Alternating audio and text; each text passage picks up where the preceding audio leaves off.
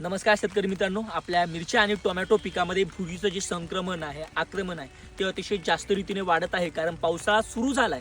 मग अशामध्ये कुठलं कॉम्बिनेशन आहे ते आपण टोमॅटो किंवा मिरची पिकावरती घेऊ शकतो, जेणेकरून आपल्या पिकावरती येणारी भुरी असेल, करपा असेल, डावणी असेल सहजपणे नियंत्रणात येऊ शकते.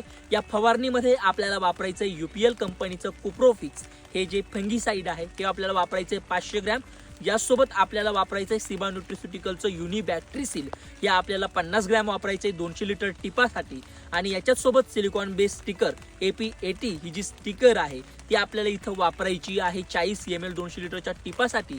आणि सोबतच जर तुमच्या पिकावरती अळीचा प्रादुर्भाव दिसत असेल तर या ठिकाणी तुम्ही ड्रॅगनचा वापर 200 ml करू शकता.